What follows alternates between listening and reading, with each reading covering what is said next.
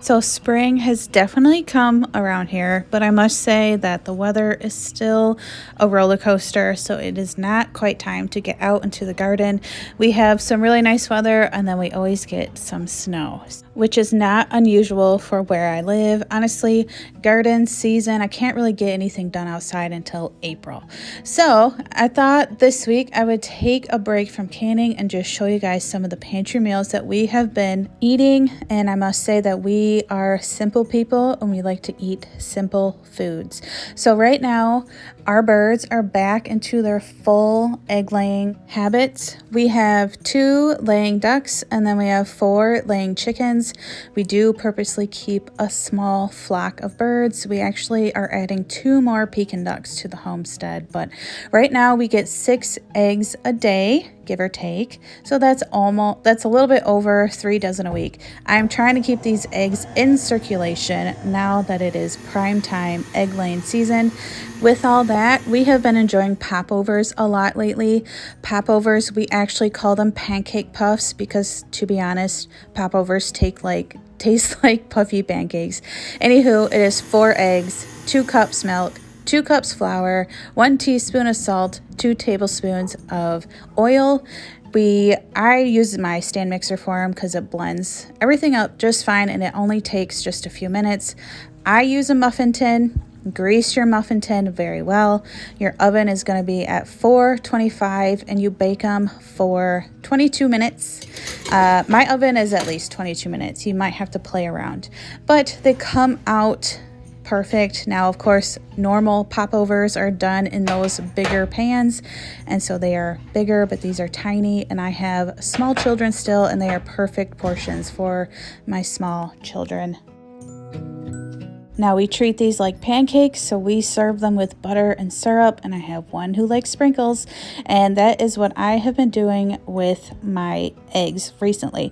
So another thing that we have been enjoying is chili. Now chili is obviously nothing new or sometimes not even that exciting, but really when it comes to pantry meals, I feel like getting the staples for a basic chili is so easy to obtain. Plus chili, there's like 1,000 recipes out there to do it, and you can really use what you have to make a good chili. So I had beef and I added onion and celery to the beef and I just let that brown.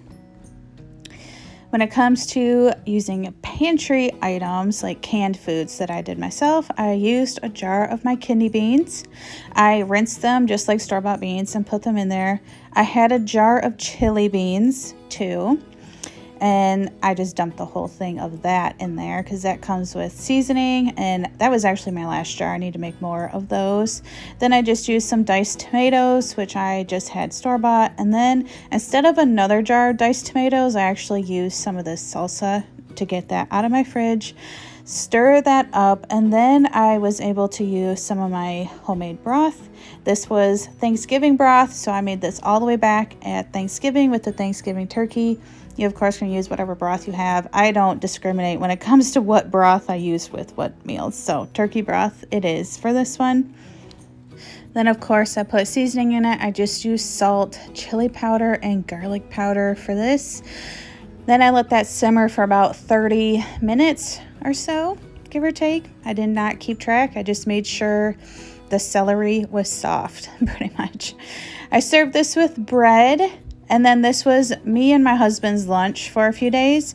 My kids actually don't care for chili, so I, of course, made their food separately, but this is how it turned out. It actually turned out really good, and we even froze a little bit for another day. So the last recipe here is a brownie recipe from scratch. I found this recipe in a library cookbook that I rented out, and it was just one of those recipes we stumbled upon. We have been using it ever since.